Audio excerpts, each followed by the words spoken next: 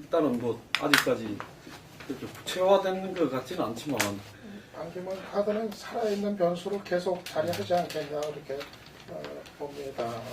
기본적으로 지금 청와대나 친박은 김무성 비토다 이렇게 보면 뭐 맞을 것 같고요. 김무성이 여당 대표, 여가당의 그 차기 후보가 되는 거에 대해서 그거에 대해서는 X표를 그렇게 긋고 있는 건 좀 분명해 보여요. 그리고 아마 이번에 이 과정, 이번 파문의 과정을 거치면서 아마 김무성에 대한 불신은 더 뭐 굳어지는 그거는 뭐 충분히 이제 예상이 되고, 그래서 결국은 김무성이 아닌 대안을 이제 찾으려고 하는 건 뭐 당연한 일인데, 근데 문제는 친박이 자체적인 이제 대안이 없다는 거. 지난번에 윤석열 의원이 뭐 여러 명 거명을 했지만은 가능성 있는 그 후보군 뭐 얘기는 이제 했지만은 막상 그 구체적으로 떠올릴 수 있는 인물들, 그렇다고 해서 김무성 지지율을 대중적으로 따라갈 수 있느냐, 그거에 이제 더 못 미치는 이제 인물들이란 말이에요. 그럼 자체적으로 대안이 없으면은 결국은 이제 김무성은 싫고 누구냐, 이제 결국은 이제 반기문으로 이제 가는 뭐 이런 얘기가 이제 되는 건데, 그래서 아마 그 친박 쪽에서 이제 반기문 총장에 대한 어떤 권유나 어떤 모색 이런 거는 뭐 앞으로 계속 열려 있지 않나 이렇게 생각이 들고, 근데 다만 이제 두 가지 부분이 있겠죠. 우선 이제 본인이 과연 그 길을 택할 것인가, 어떤 길을 이제 뻔히 알 텐데 자신이 또 끝까지 견딜 수 있다고 판단할 건지, 일단 본인의 마음이 쉽게 서기가 되게 참 쉽지는 않은 사안이라는 거 하나가 있겠고, 또 하나는 여권 전체 입장으로 봤을 때도 대단히 이제 모험적인 카드라고 이제 판단이 이제 돼요. 김무성 같은 경우야 그래도 이제 좀 안정적인 기반이 있는 검증이 이미 어느 정도 거친 그런 이제 주자인데 비해 가지고 이 반기문이라는 인물이 대선 행보에 나섰을 때, 그때 과연 야당의 포문이 열리기 시작하고 리더십에 대한 검증이 이어지는 과정을 과연 반기문이라는 인물이 견뎌낼 수가 있을 것인가, 어떻게 보면은 자칫하면 하루아침에 무너질 수도 있는 이런 위험성을 또 갖고 있기 때문에 아마 그거는 또 이제 여권 전체가 하는 이제 모험적인 부담 이런 부분이 있기 때문에 아마 계속 그냥 살아있는 카드 정도 선에서 상당히 좀 시간을 끌지 않겠는가, 저는 그렇게 봅니다. 저는 그 박근혜 대통령 친박 진영에서는 해볼 수 있는 괜찮은 카드다. 대신 이제 본인이 과연 얼마나 이제 큰 의사를 가지고 있는지, 또 그쪽과 함께하겠다는 의지를 가지고 있는지, 이게 변수가 되겠고, 그 다음에 이제 경쟁력 문제는 그 다음에 문제라고 볼 수 있겠습니다. 왜냐하면 나머지 지금 이른바 친박이라고 하는 정적들 중에서 경쟁력을 지금 따지기도 어려울 사람들이 나머지 포진해서 얘기가 되고 있기 때문에 그나마 그 수준에서는 지금 그러고, 어쨌든 간에 나중에 현장에 투입이 됐을 때 여러 가지 이제 확인되면서 형편없는 문제가 제기되더라도 지금 여론조사에서 계속 할 때마다 선두를 달리고 있으니 그런 개연성은 좀 남아있다고 보고요. 어느 누구도 다른 그런 얘기 하던데, 향후 봤을 때 기존의 정치 활동을 했든 현재 정치하고 있든 간에 현재 잠재적인 후보군으로 거론되는 정치인을 빼고 나머지가 부상을 짓지 않을 것이다 라는 가운데 거의 한두 명에 해당되는 사람이 반기문 정도라고 보고, 또 하나가 저는 너무 빠른 얘기인가 모르겠는데 홍석현 중앙일보 회장 정도 뭐 이런 정도 포함해서 현재 정치나 이런 사람이 고려할 수 있을 뿐이지, 무슨 뭐 친박에서 3선해서 4선 가는 어떻게 하는 것은 사실상 비현실적인 얘기다 좀 보고 있습니다. 제가 봤을 때는 뭐 이번에 충분히 박 대통령이 유엔을 방문해서 반기문 대표와 발언, 그다음에 만나는 이 비공식 면담을 노출시킴으로써 반기문 어떤 이 친박의 대망론을 좀 띄우는 역할을 의도적으로 했을 수 있다고 봅니다. 작년 연말부터 그 이야기가 계속 나왔잖아요. 추석 때부터. 작년 추석 때 처음 나왔고, 여론조사에 등장. 지금 1년이 됐지 않습니까? 근데 그 사이에 이제 유병헌 문제라든지 성한종 문제에서 반기문 총장이 뭐 약간의 이 타격을 좀 입었죠. 그래서 본인이 뭐 정치에 관여 안 한다는 이야기도 하게 되고 이랬는데, 반 총장이 친박의 대선 후보가 되기 위해서는 두 가지 전제 요건이 있어야 됩니다. 하나는 이 새누리당의 총선 이후에 개파 간의 의석 이 대비가 친박이 여전히 다수 의석을 가지고 이 대선 후보를 갖다가 영입해서 만들 만한 그런 상황이 돼야 된다는 거죠. 그렇지 않고 친박이 소수화되어 있는데 뭐 청와대가 민다고 해서 반기문 총장이 친박의 지지를 바탕으로 나와가지고 예를 들어서 뭐 경선을 하면서 미국처럼 뭐 미국의 트럼프나 버니 샌더스가 이런 열풍을 만들어내는 것은 한국의 여당의 체질상으로 불가능하다고 봅니다. 그럼 오랫동안 여당을 한 사람들만 하고 있기 때문에 다수의 정파가 무조건 밀기로 전제를 하고 이렇게 되는 부분이 아니면 어렵다. 그렇기 때문에 이번에 총선에서 예를 들어서 박 대통령이 어쨌든 본인의 세력을 다수를 싣는다라는 것이 전제가 되어야 반기문이 올 수 있다. 두 번째는 박 대통령이 이러든 저러든 이 반기문 총장의 한국 대선 출마를 막으려고 하는 또 세력들이 만만찮을 겁니다. 뭐 여권에 지금 비박 친이도 있을 수 있고 또 야권일 수도 있을 수 있고 이런 것들을 일정하게 방편하게 되어줄 수 있는 꼭 힘을 가져야 합니다. 대통령이 뭐 거의 질이 멸렬해서 레임덕 상황이 있는 상황에서 어느 누가 나서서 그런 일을 할 수 있겠느냐. 이 두 가지 전제가 있다면 반기문 총장이 제가 봤을 때는 뭐 유력 대선 후보가 될 수 있고 저는 본인은 출마할 생각이 100% 있다고 보고 있습니다.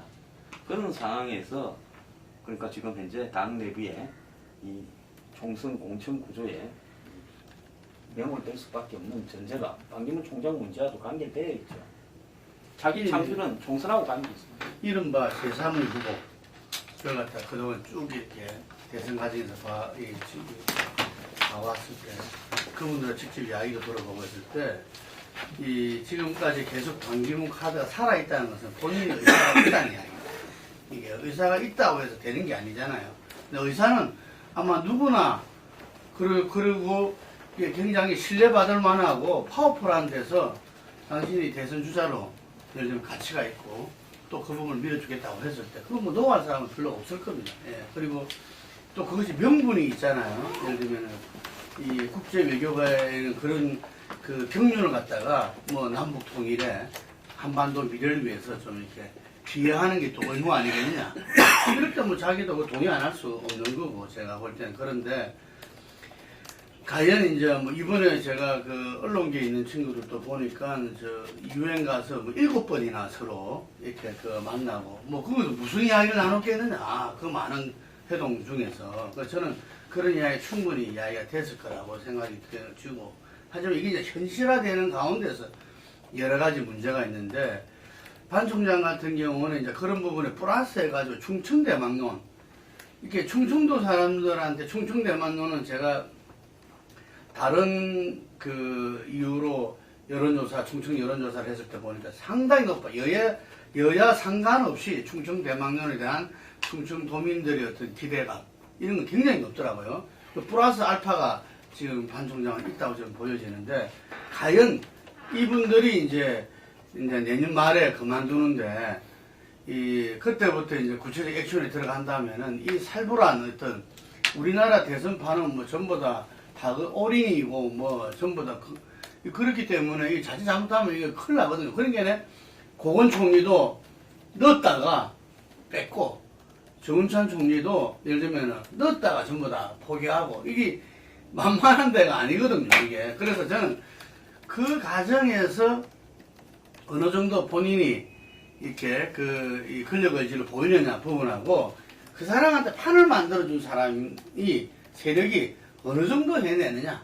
제가 김항지 총리가 서울시장 나와서 뒷이야기를 들어보니까 자기는 그냥 이렇게 초대되는 줄 알고 처음에 결심을 했대요. 했는데 그런 경선판 벌어지는 생각도 못했고 경선판 벌어지니까 자기는 정말 어쩔 줄을 몰라 할 수밖에 없는 정치 초년병이 자기 자신을 보고 본인도 한심하게 생각했다는 이야기입니다. 이게 그래서 그런 부분들이 저는 만만치는 않을 것이다. 과연 그럴 때 말하자면 금방 분석대로 친박이 결사적으로 반기문 총리를 자기들 후보로 하고 아마 붙을 것이냐, 그것도 저는 쉽지 않다고 보여지고요.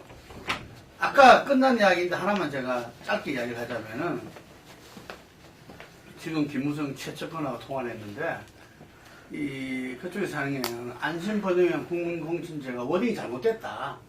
뭐냐? 실제로 휴대폰 여론조사다. 휴대폰 여론조사다.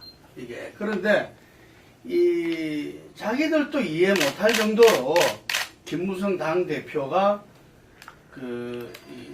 국민에게 공천권을 돌려준다는 오픈 프라이머리, 국민공주제 정치 생명을 건다는 게 정말 진정성을 보이고 자기 이겨서 정치 생명을 다해서 좋다. 라는 식 정도인데 그게 막히고 또 자기들이 볼 때는 그건 엄청난 공천 후유증 동원경선이 될 수밖에 없기 때문에 자기들도 우려하고 다 했대요. 이게 어쨌든 야당이 이 달려가면 할 수 없는 거니까 그 속에서 지금 이제 그나마 낫다. 차선이라는 이야기죠. 김무성 당대표 볼 때는 이게 그래서 안심번호라는 것은 조금 그게 개인 비밀 보호법이나 아까 말씀드린 대로 그런 부분들에서 조금 공정성이나 이걸 위한 거고 핵심은 휴대폰 여론조사다. 이게 정당 정치라는 우리나라에서 정당에 맡기는 것보다는 훨씬 낫다는 판단이라는 이야기죠. 저는 이 부분이 분명하게 드러나서 여야 간에 또 이 국민들한테도 이 그 부분을 지금 우리가 지식정보사회에서 좀 제대로 알리고 이 논의가 되져야 된다. 공론장에 들어가야 된다. 이러고. 자, 거기에 하나 문제는 뭔가 하면 사실 김무성 대표가 플랜 B로 그 오픈 프라이머리를 밀다가 안 되면 100% 여론조사를 하겠다라는 것이 언론에도 보도되고 알려져 있었어요. 그러면 자기가 그냥 발표하면 되는 거지. 왜 굳이 문재인을 만나가지고 서로 합의하는 형태로 발표했는가 하는 부분에 있어서 그 방금 말한 부분에 접근의 어떤 논리가 말이 안 되는 거예요. 근데 그 부분은 여야가 같이 해줘야 되니까. 부분은 선거법 개정 문제, 선관위가 한다고 했을 때 그런 문제도 있고, 그 다음에 또 이 여야가 그런 안을 동시에 한다는 그 자체가 갖고 있는 의미가 있죠. 그런 점에서는 나는 뭐 그까지 이야기하는 거는 뭐 제가 다만 이제 추석 연휴 기간 동안에 그 우선순위로 볼 때 그 문제 합의하기 위해서 여야 대표가 꼭 그런 식의 그 회동이란 방식을 택해야 되고 또 합의문까지를 작성해갖고 마치 그게 무슨 그 규정력이 있는 듯이 하는 게 그 가능한 이야기고 말이 되는 이야기냐. 사전 논의를 바탕으로 해가지고 최종 합의 단계를 하는 그런 식의 모양새가 아니고 거꾸로 어떤 전격 협동을 해가지고 거꾸로 그걸 그 합의문 갖고 거꾸로 내리미기겠다는 건데. 아니 어차피 지금 같이 따로 가는데. 그러니까 공천 방법에 대해서. 그럴 만한 어떤 그런 내부적인 사정이나 조건이 되느냐 이 부분에 대해서 좀 그게 다. 아니 같이 이야기할 게 따로 있지. 예를 들어서 선거구 문제라든지 비례대표라든지 지역별 비례대표 문제라든지 이런 거는 같이 해야 되지만은 역대 어느 정당이 자기 당의 공천을 정하는데 야당 대표하고 공동으로 발표한 예가 한 번이라도 있습니까? 그러니까 그 문제를 합의문까지는 하지 말고 일단 야당하고 걸려있는 문제는 사실상 물 건너갔지만 야당의 최종 의사를 오픈프라이를 같이 제도화시켜서 할 수 있느냐 확인하는 절차로서는 필요했다고 보죠. 야당에 대해서. 그래서 야당은 이제 하지 않는 걸로 확정됐기 때문에 그 범주 안에서 제3의 대안을 마련하자. 이 정도 그쳤으면 되는데 합의문까지 조금 만들어버려서. 아니 그래 놓고 뒤에는 또 합의인 건 아니고 또 이런 글쎄, 말. 그런 건 좀. 나는 이거는 이 국가 지도자격의 어떤 급의 사람이 해야 될 것 같아요. 근데 이야기가 다시 그 아까 거로 돌아가니까 네. 지금 시간 네. 때문에 야권 야당 이야기로 이야기. 넘어갑시다. 아까도 말씀이 나왔습니다만은 지금 문 대표한테 바라는 거는 조금 이제 혁신안 또 그 지났으니까 조금 더 포용력 있게 끌어안으면서 전체를 안고 가는 그런 모양새가 조차 바람직하지 않나 하는데 지금 오히려 주도력을 가시하고 그 힘으로 갖고 이 국면을 돌파하겠다 이런 쪽으로 가면서 그 추석 이후에 더 이 분당이냐 뭐 이게 또 다시 갈등의 그 폭발이나 재해냐 이런 쪽으로 보는 관측들이 많은 것 같습니다. 지금 야당 상황을 어떻게 보시는지 좀 이야기해 주시죠. 저는 그 문재인 대표의 근간 행보를 보면서 폴리뉴스에서 문재인 대표와 박근혜 평행이론 좀 누가 기사를 한번 썼으면 좋겠어요. 평행이로. 네.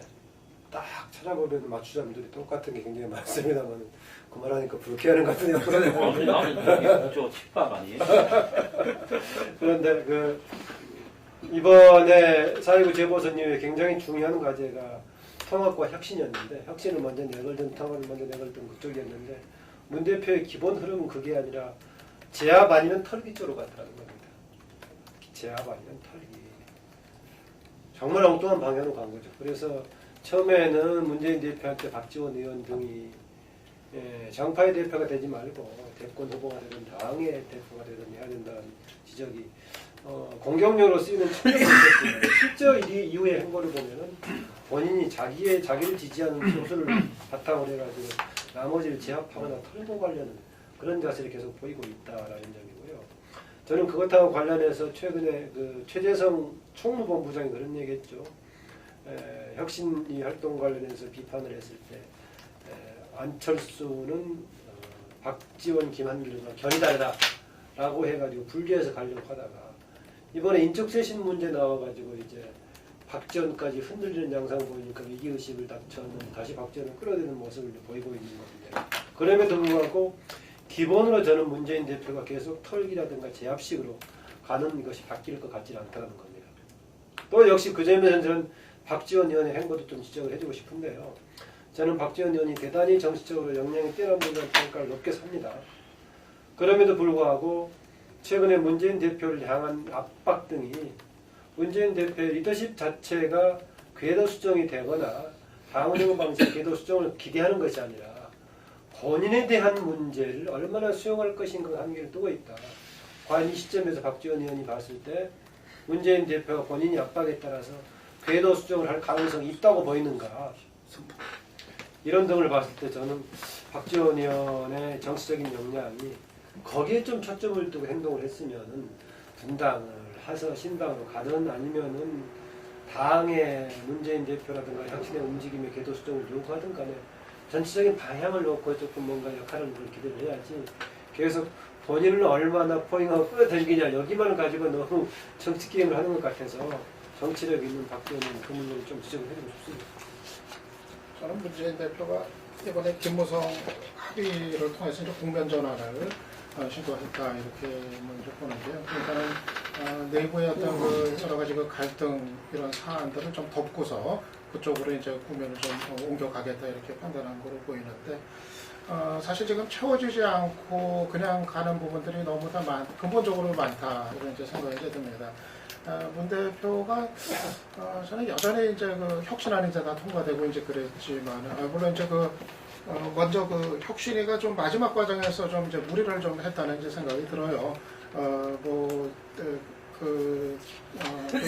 전형 대표들의 사실 성인 이런 거를 촉구하면서 구체적으로 너무 세세한 것까지 개입을 해버려가지고 당 대표의 어떤 지역까지 그냥 정해주고 또 이 사실 성인의 어떤 명단까지 발표하는 거 이런 거는 사실은 대단히 어떤 나중에 이 공천심사 기구 단계에서 아주 고도의 어떤 정치적인 고려하고 판단에 의해서 좀 결정이 돼야 될 문제를 너무 좀 오바를 했다는 생각이 이제 들고 그래서 오히려 더 후폭풍이 더 커지고 상황을 이제 좀 만들었다 생각이 들고 그리고 이제 또 하나는 문 대표가 적어도 혁신안에 이렇게 매듭이 지어진 상황이면은 큰 틀에서 달라진 어떤 리더십의 모습 이런 거를 좀 솔선수범하는 모습을 보였어야 되는데 예를 들어서 백의종 군이 될 수도 있고 아니면은 주변 인사들의 그 측근들의 어떤 그 내려놓기 어떤 모습이라든가 뭔가 좀 먼저 솔선수범하는 뭐가 있어야 되는데 아무도 그런 것이 역시 보이지 않고 있는 이런 이제 상황. 그래서 여전히 그냥 대충 그냥 뭉개고 그냥 이제 계속 간다는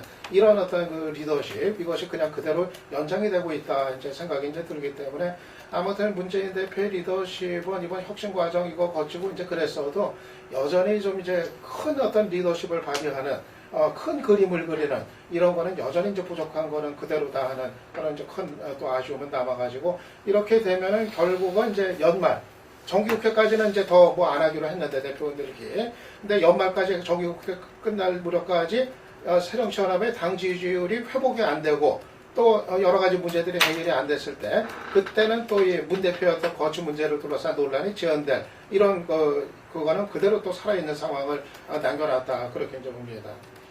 우리가 이제 역사는 과거와 현재의 대화다 이렇게 이야기하는데 저는 문재인 대표한테는 지난 대선에서의 그 행보들 이걸 저는 철저하게 되짚어 봐야 된다고 봅니다. 우리가 문 대표의 어떤 최측근 참모들에 대한 문제 제기가 많고 그분들의 어떤 정치적인 어떤 이 결단이라든지 선택 이런 부분에서 많은 문제 제기들이 지금 이런저런 경우를 떠나서도 제기되고 있는데 그분들 지난 대선에서 그 수많은 사람들이 이 정권교체를 바라는 그 캠프에 있는 사람도 그렇고 그 옆에서 도우고 있던 사람들도 예를 들면 김대중 대통령이 이전에 이렇게 핵심 동교대회 인사들이 자기들이 임명직은 안 하겠다라는 선언도 하고 왜냐하면 그 동교동 측근에 대한 국민적 우려와 불안이 많다 보니까 선거 때 그런 걸 했잖아요. 그래서 그걸 못할 게 뭐가 있냐 이게. 왜? 대통령 안 되면은 그 아무 필요도 없는 이야기인데 그럼에도 불구하고 그것을 사실상 거부한 거죠. 이게 그에 대한 이 액션을 안 했으니까. 그리고 문재인 대표도 당시에 그 국회의원직 그걸 갖다가 사퇴하라. 그 부분도 결국은 예를 들면은 아무런 그에 대한 어떤 응답 없이 그냥 거부한 거나 마찬가지죠. 저는 그걸 상당히 좀 깊이 있게 고민해야 된다. 이렇게 우리가 사적생이라고 이수진 장군의 어떤 필성의 어떤 그걸 정말 이야기를 하는 것도 우리가 또 버리면은 얻는다. 이런 부분들을 갖다가 다 있잖아요. 이게 그래서 지금 이번 정기국회까지는 지금 이제 이렇게 가고 뭐 그 다음에 다시 한번 내년 총선에 대한 그걸 갖다가 이 당론과 어떤 당의 어떤 것을 다 모으자 이렇게 일단 뭐 기본적인 합의가 지금 돼 있잖아요. 돼 있는데 이게서 제일 중요한 것은 1차적인 것은 문재인 대표의 어떤 그 지점이다. 이게 자 이야기한 대로 문 대표 지금 이제 그 로마는 안 된다. 하지만 문 대표 없어도 안 된다는 이 명제 그리고 그 명제가 맞는 명제입니까? 아니 그 명제 하나하고 일단은 그 다음에 지금 호남만으로는 안 된다. 하지만 호남이 함께 해주지 않으면 안 된다. 이 두 가지 명제가 지금 놓고 이 고민들을 하고 있대요. 제가 듣기로. 예. 그런데 문재인 대표가 당대표를 버리는 게 왜 문재인 대표가 총선에서 자기 역할을 갖다가 이렇게 버리는 게 되는 거냐. 저는 그렇지 않다고 봐요. 저는 이 시점에서 문재인 대표와 그 측근 참모들은 문재인 대표는 이 시점에서 백의종군을 갖다가 해야 된다. 그만큼 사람들이 바라면은 그게 그냥 가는 길이다 이거죠. 그게 진리다. 가는 길이다. 왜? 그 사람들 그냥 이야기하고 있는 게 아니다. 그렇기 때문에 백의종군하고 혁신에서 이야기한 대로 부산에서 정말 자기가 이렇게 그 TK 지역이 결국 정권교체 항상 그거였는데 거기서 어떤 변화의 어떤 자기가 정말 불꽃으로서 이렇게 타오르는 모습 이것이야말로 저는 지금 야당이 살 길이고 그 다음에 거기에 모인 그 빠진 지도부의 공백을 전직 당대표 이런 사람들이 맡을 게 아니라 말하자면 문재인 대표가 이렇게 뭐라 했죠? 그 드림 뭐라고 했죠? 드림 스크럼 뭐 이런 이야기를 했는데 거기에서 예를 들면은 뭐 안철수라든지 박원순 시장이라든지 어쨌든 국민들한테는 뭐 송영길 전 시장도 있을 수 있고 또 안희정 지사라든지 뭔가 국민들한테 기대감을 갖고 있는 야당의 지도자급들이 김부겸 지금 전 의원이라든지 그게 천정배 의원도 참여해라 이게. 근데 만약에 천정배 의원이 그걸 만약 거부한다면은 그 사람도 고사될 수밖에 없다. 저는 그래 봅니다. 그렇게 새로운 어떤 이 총선 지도부를 만들어서 나간다면은 저는 그게 활로다 이렇게 봅니다. 저는 야당이에요. 좀 큰 착각을 하고 있는데, 뭐, 지난번에 뭐, 조국 씨가 진보 집권 플래닝과 책에서 무지개 뭐, 연합인가 만드는 대선의 필수가 되는데, 필수는 결국 다 합쳤지, 다 안 합쳤으니까. 다 합쳐도 안 되잖아요. 드림 스크럼이라는 게 국민들이 그 사람들을 드림이라고 생각하는지도 생각을 해봐야지요. 야권의 지지자들만 드림이라고 생각하지. 제가 볼 때는 좀 웃기는 사람들이 대부분인데요. 솔직히 말하면 이번에 제일 코미디가 조경태가 정청래보다 더 악질적이다. 정청래는 우발적으로 한 번 이야기했지만 조경태는 반복적으로 당의 어떤 진노에 대해서 종북 성향까지 끌어들이면서 비판했다라는 부분에 관한 이야기가 국민들한테 어떻게 받아들여지는가. 진짜 야권에 있는 사람들은 남들이 어떻게 바라보는가 좀 체면이 있어야 됩니다. 그 다음에 두 번째는 솔직히 문재인이 무슨 부산에 출마해서 김무성과 붙더라. 두 사람이 저렇게 친해가지고 몰래 약속해가지고 추석 다음날 만나서 합의문까지 쓰는 만큼 진짜 남녀간에 갖추면 내연의 관계인데 저런 두 사람이 선거를 하겠어요? 그러니까 그것도 겉으로는 부산에 나가라 하놓고는 부산에서 당선된 사람이 부산 나가는 게 뭔 희생입니까? 그러고는 또 비공식적으로 김문성과 붙어라. 그리고 문재인은 한번 붙어보는 것을 고려해보겠다. 코미디를, 저런 코미디를 하면요. 진짜 동네 개도 둘이 안 붙을 줄 다 알고 있습니다.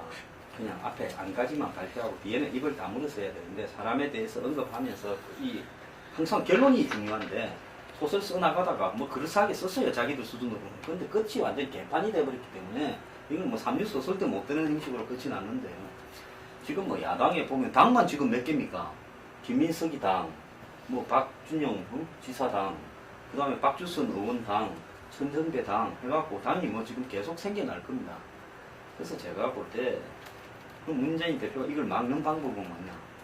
여론조사에서 1위로 올라가고 또 좀 다른 사람보다 차이를 좀 내는, 그 다음에 새정치연합의 지지율이 올라가는 건데 지금 하는 거 보면 그렇게 될 가능성은 거의 없을 것 같아요. 모르겠어요. 김무성 대표가 추락해가 문재인 대표가 가만히 앉아 있어도 저절로 1등이 되는 수는 생길 수 있을지는 모르겠는데 뭐 그렇다 하더라도 지지율이 크게 높을 것 같지는 않고요.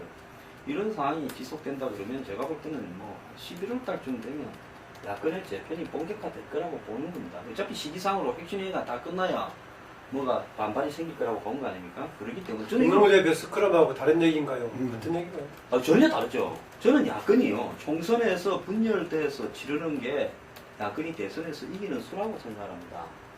이게 또 한 덩어리가 돼가 억지로 틀린 걸 같아 해갖고 가갖고 이렇게 가서는요. 대선에 가서는 100% 집니다.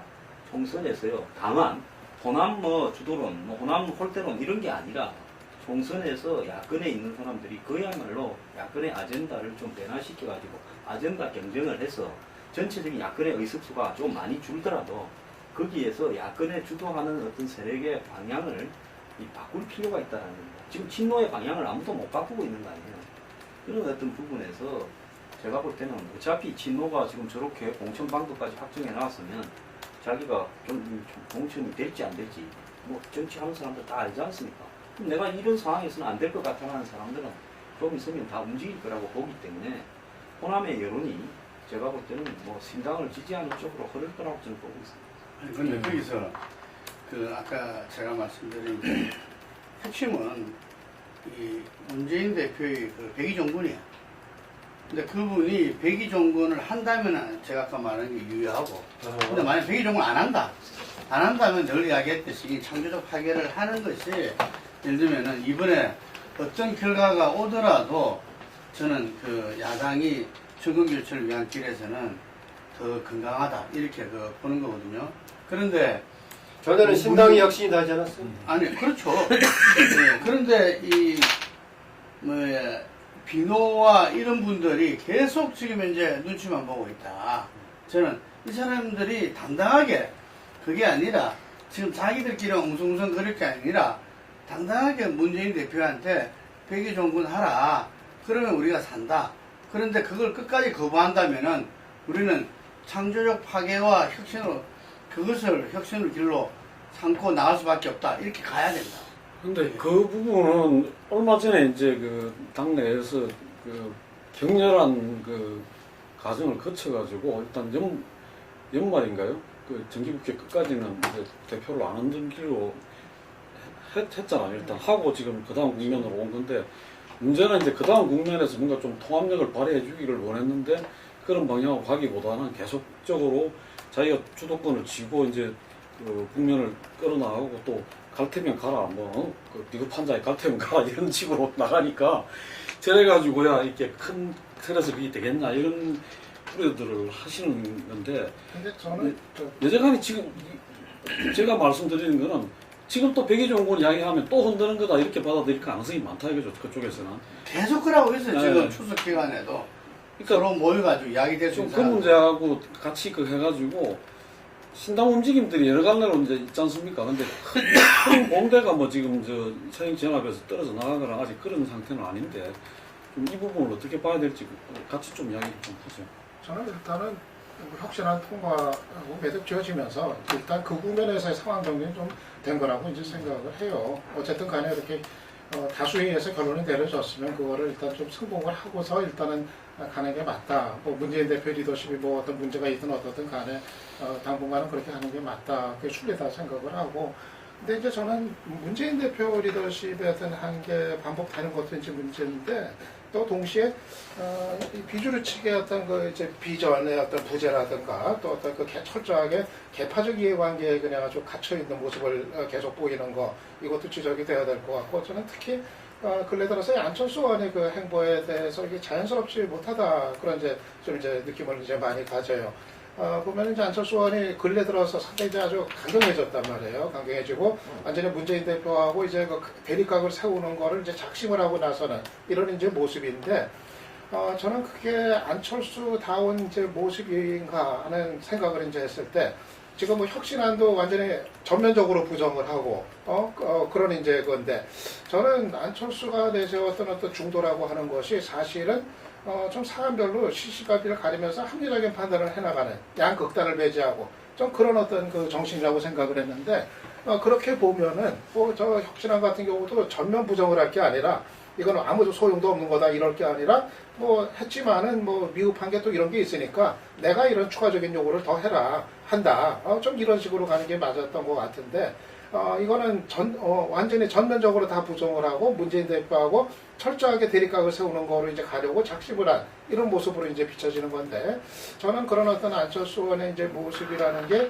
미리 예정된 정치적 결론을 내려놓고 그리고 거기에 이제 짜맞춰가지고 모든 입장을 이제 정하는 이런 식으로 가는 거로 비춰졌을 때 저는 그것이 과연 안철수라는 정치인이 이제까지 그 기반이 무엇이었는데 그걸 생각을 했을 때 그게 과연 사는 길인가 오히려 저는 그게 입지를 그렇게 어떤 정치적으로 극단적인 어떤 대결의 태세를 취하면서 그러면서 들어가는 거 갈등을 푸는 어떤 모습보다는 자꾸 이 갈등을 유발하는 모습으로 비춰졌을 때 저는 오히려 입지를 더 좁히는 이런 상황으로 가지 않겠는가 저는 그렇게 좀 봅니다.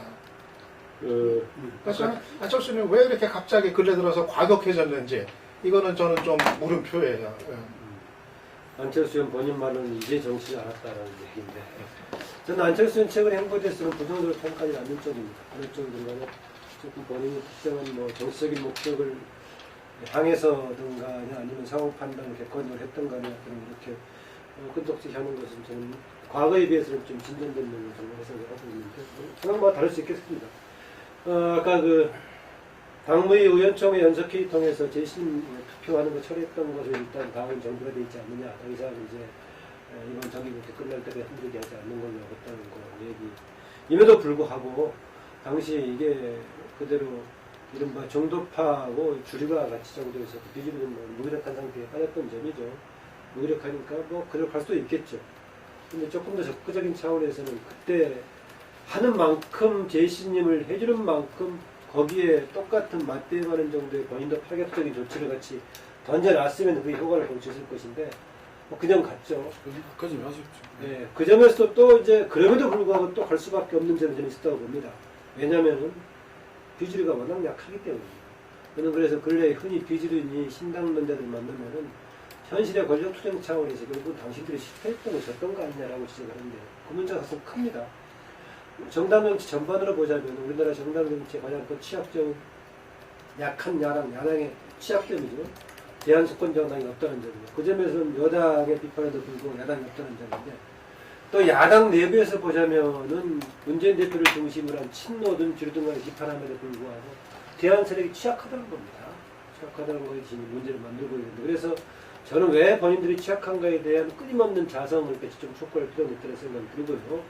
그럼에도 불구하고 불수시를 또 만드는 것이 아다시피 23일 나왔던 인적쇄신안이었었죠. 인적쇄신안은 이게 나온 다음에 재신이 확인된 것이 아니라 재신이 확인된 다음에 처리하기로 확인된 다음에 나왔던 거 아니에요. 상당히 애매하게 발표됐었죠. 앞뒤가 안 맞게 책임론을 묻는 건지 아니면은 좀 경쟁력이 있으니까 뭔가 조금 본인 희생을 해달라는 건지 뭔가 상당히 애매한 상태에서 조금 이렇게 나왔다고 보고요. 역시 지금 시점에서도 저는 이게 역시 비주류가 힘이 취약하다. 그동안에 음으로 양으로 비주류 한 축처럼 보였던 사람들 중에서 중간에 계속 애매한 입장을 보이고 있죠. 이종걸 원내대표도 마찬가지고 완세를 뒀던 주승용 최고도 마찬가지고 그런 상황에서 걸려있는 게 딱 두 사람이죠. 안철수하고 박지원입니다. 안철수는 한때 땡기려고 했다가 계속 공격을 받고 있는 상황이고 박지원 의원은 최근에 좀 그런 상황이에요. 그래서 이제 대신 저는 이쪽이 약하긴 하지만은 인적 쇄신 문제를 던지면서 불쏘시개를 여전히 남겨놨다고 보고 있고, 또 어려운 점은 이전처럼 혁신위가 등장해가지고 중간에 앞에서 바람막이 역할을 이제 해주는 그 역할이 떠났다. 이제 조금 누구라도 전면에 나서가지고 충돌하게 되면 그것을 계기로 갈등이 더 격화될 소지가 있다. 예컨대 지난번에 최재성 의원이 했던 것처럼 최재성 의원이든 다른 사람이든 간에 현재 주류에 해당된다는 사람이 이제 전면에 나설 건데, 조국, 김상곤 대신 그러게 되면은 저는 그걸 계기로 해가지고 갈등이 격화될 소지도 있다고 보고 있습니다. 저는요, 지금 현재 이런 상황에서 그 야권의 비주류라는 사람들이 결국은 야권의 주도권 다툼을 하다가 이 뭐라고 할까, 권력 관계에서 세력이 약해서 패배한 사람처럼 비춰져 가지고는 정치적 미래가 없다고 보고 있습니다. 뭐 박지원 의원 같은 경우에 지속적으로 뭐 본인의 마치 공천 보장을 해주면 남아 있을 것처럼 이렇게 외부에 비춰지는 측면이 있어요. 자, 안철수 의원이 여기서 메시지를 잘 전달해야 되는데, 안철수 의원이 뭐 느닷없이 뭐 자기들 당의 내부에 혁신하는 뭐 중앙위원회 하는 날에 뭐 부패 척결을 이야기했는데 좀 안 맞았어요, 메시지 부분에서. 지금 과연 안철수 의원이 그런 메시지를 전달할 건가 하는 부분에서.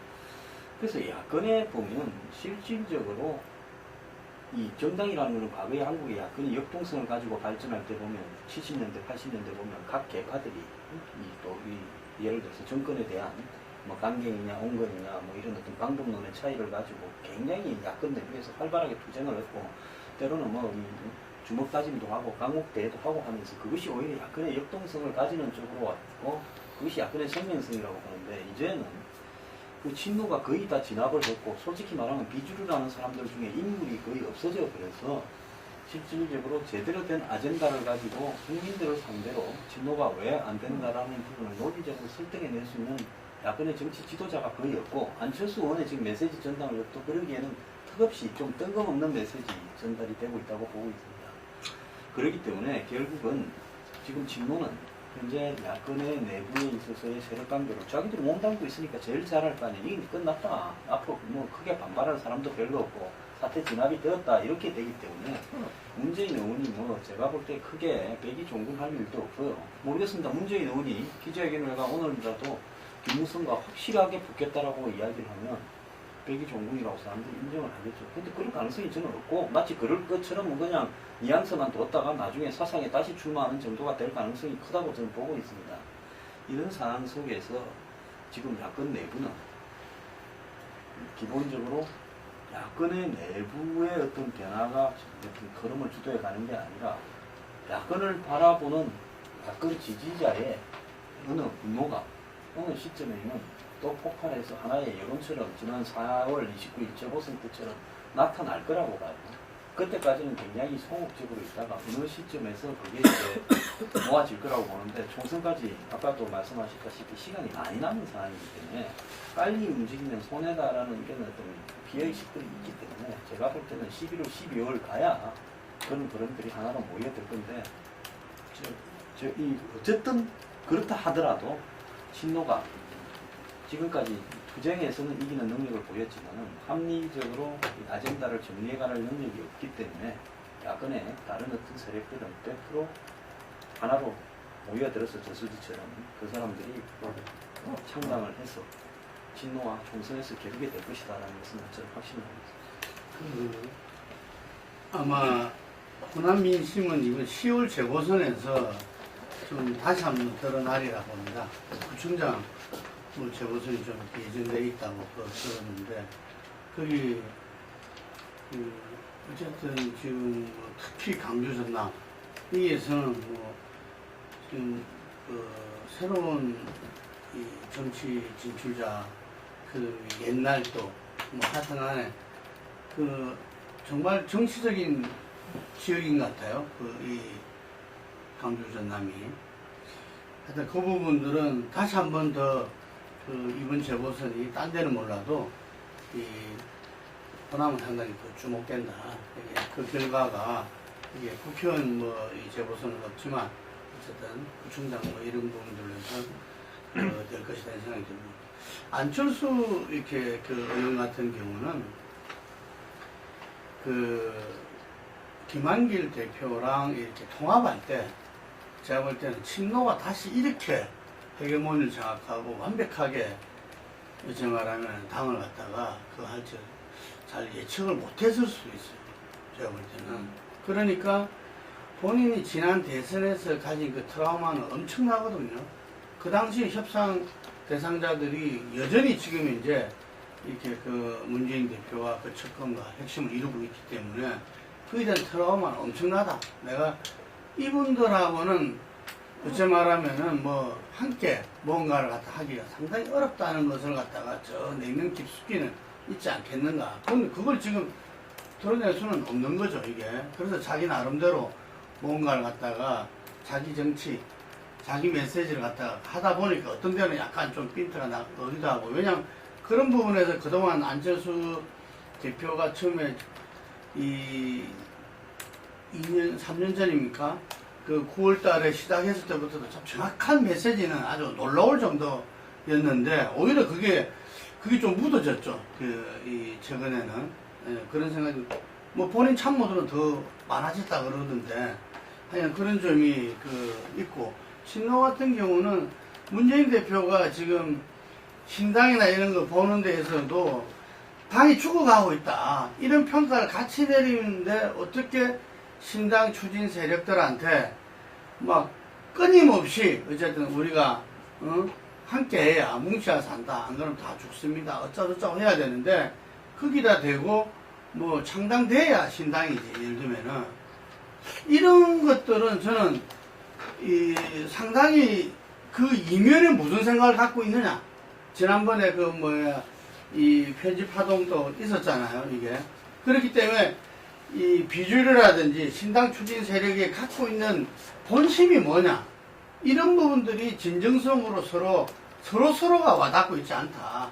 이게. 그래서 이 연휴 기간에도 금방 정기국회 끝날 때까지는 끝날 때까지 이제 안 하는 거죠. 하지만 그 안에서는 계속 그 문제 제기가 전혀 진화되지 못한 상태에서 이루어지고 있는 것이 정말 문제다. 이게. 그래서 이 결단도 어렵고, 문 대표의 어떤 되기 좋은 결단도 어렵고, 비주류들이 정말 그 창조적 파괴를 통해서 새로운 어떤 이 국민들한테 신당을 보이는 모습도 어렵고, 이래 되다 보면 엉거주춤한 상태로 가서 정말 이 야당이 국민에 의해서 저는 이렇게 끝까지 간 상태에서 다시 기회를 볼 수밖에 없는 상황이 오지 않을까, 이런 두려움도 있습니다.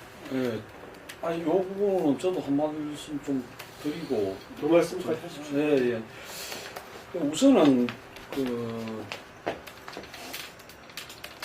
너무 지금 신당 이야기 내지는 뭐 분당 이야기 하는 분들이, 각계약진이다. 각계약진은 이게, 의미있게, 힘으로 모아지는 어떤 그런 모습을 보이고 있지 못하기 때문에, 오히려 그게 문 대표 입장을 좀 어떻게 보면 좀 편하게 해주고 있다.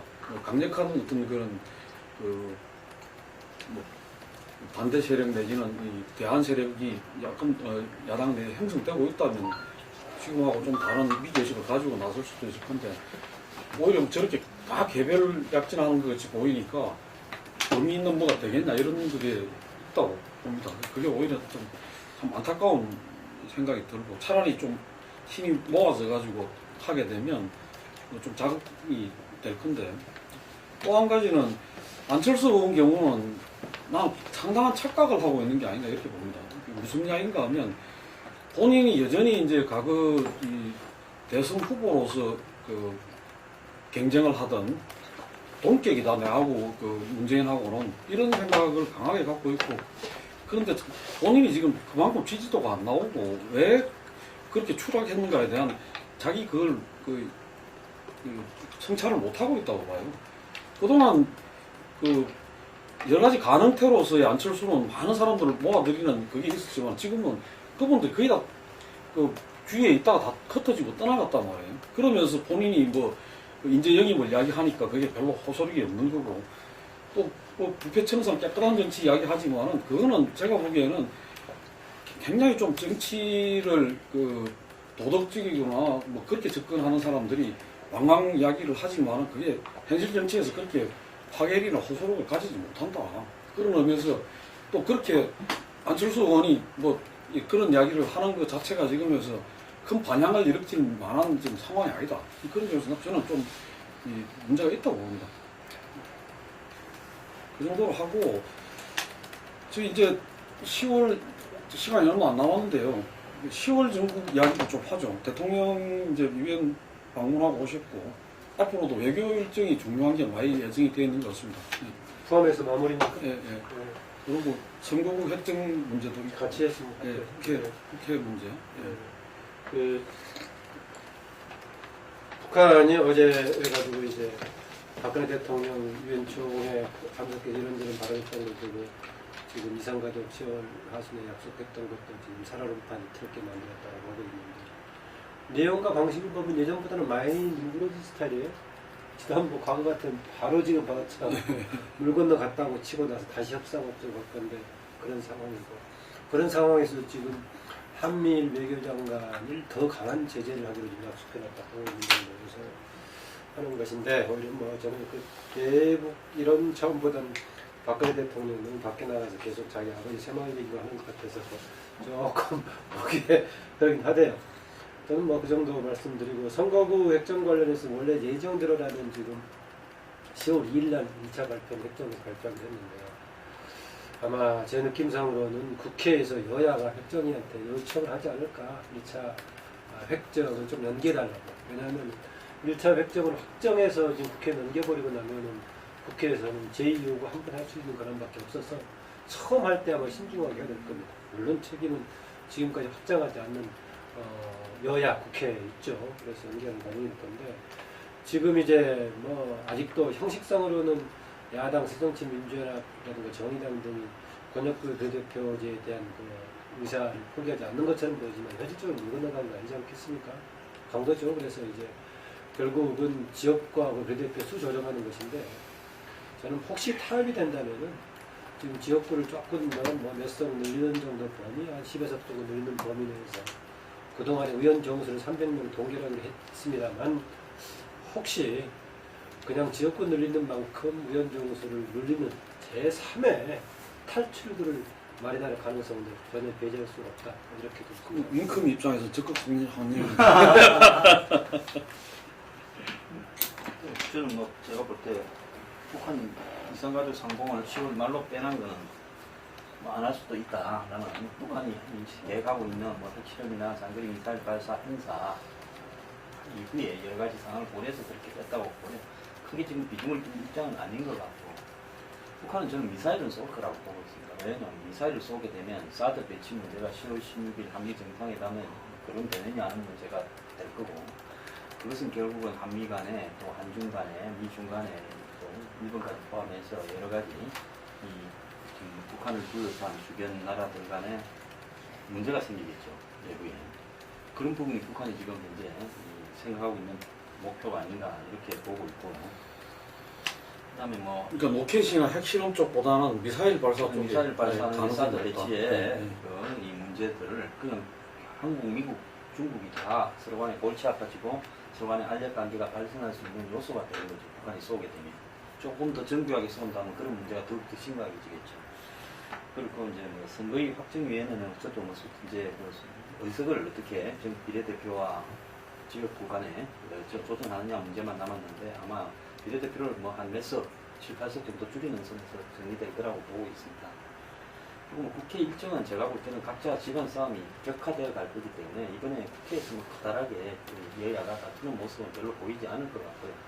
다만 여권 내부에서 지금 알력이 또 다른 어떤 폭로들이 터져나오는 형태로 해서 진행될 가능성이 있지 않겠는가. 과거에 보면 지금 여권 내부에 항상 어떤 문제가 발생했을 때 뭐 우리가 예기치 않은 어떤 폭로나 사건이 터져나오면서 여건이 또 굉장한 혼란상에 빠져들었는데 여건이 그렇게 될 가능성이 있지 않겠는가라는 부분이 예측이 됩니다. 하였어요. 남북 관계는 뭐 북한의 장거리 로켓 발사 뭐 아직 단정하기는 어렵지만 뭐 발사가 된다 하더라도 저는 남북 관계는 그냥 그것 때문에 역류하지 않고 좀 계속 가야 된다 이렇게 생각을 합니다. 그러니까 서로 간에 그 이제 평화적 목적이냐 군사적인 목적이냐 그 해석이 뭐 주장이 이제 뭐 다른 그런 이제 상황인데 뭐 일시적으로 뭐 분위기는 좀 냉각이 된다 하더라도 기왕에 이제 뭐 그렇듯 남북 관계는 계속 유지가 돼야 되지 않겠나 이렇게 주문을 하고요. 그렇게 보면 좀 대통령이 좀 공개적인 자리에서 북한을 좀 이제 자극하는 발언들 이번에 유엔도 이제 발언도 이제 북한이 이제 반발하고 나섰는데 당분간은 좀 절제를 좀 하는 좀 그런 고려도 필요한 거 아닌가 좀 이제 생각이 이제 들고요. 10월 정국은 뭐 역시 뭐 이슈는 쭉 얘기했었던 아무튼 여권 내 권력 투쟁 이게 뭐 최대 이슈가 됐고 지금 막 보니까 뭐 청와대가 그 비판을 했네요. 그 안심번호제 그 국민공천제 민심 왜곡할 수 있다. 그러니까 청와대가 이제 직접 개입하는 이런 모양새가 이제 되고서 아마 뭐 상당히 뭐 뜨거운 그런 이제 뭐 10월이 될 것 같습니다. 근데 이번 그 내년 총선을 앞두고 이번 정기국회에서 결국은 이 선거법이야 이런 부분들에 대해서 뭐 손을 볼 수밖에 없을 건데 저는 이런 계기들이 그 전체는 아니더라도 우리 정치 불신이 조금이라도 국민들한테 좀 이렇게 극복되신 방향으로 나가야 된다. 당리당령이고 그리고 자기들 어떤 이 정치 생명 연장에만 전부 다 급급하고 있다. 여야를 막론하고 저는 이 부분들은 새로운 우리 성장 동력을 자꾸 딴 데서 찾을 게 아니라 이런 정치 불신이 인연하는 우리나라는 이렇게 앞으로 나가기가 어렵고 그리고 정말 신성장 동력이라 할 수 있는 그 남북 통일이라든지 이런 부분도 그 어떤 것도 제대로 진전되기가 어렵다. 그래서 이번에 오히려 자꾸 제대로 정면 돌파를 안 하니까 저는 돌아서 가려고 하는 것이 저는 문제의 사단이다 이래 보거든요. 안심번호 국민공천제도 제대로 된 정당 정치를 갖다가 잘 못하고 정당이 지금 자기들 후보를 갖다가 제대로 된 시스템에 의해서 이렇게 공천을 못하고 자꾸 문제가 생기다 보니까 국민에게 공천권을 돌려주겠다 하는 문제로서 이렇게 가버리고 저는 이 차제에 다시 한 번 더 왜 정당 정치가 필요한지 그러려면 정당 개혁은 어찌해야 되는지 저는 이 문제가 굉장히 중요한 문제인데 각 당의 혁신을 갖다가 서로 이야기함에 의해서도 그 당의 정치 혁신의 요체가 바로 정당 개혁이고 정당 민주주의의 그 새로운 확립. 그걸 공천도 못하는 당은 존재 의미가 없다.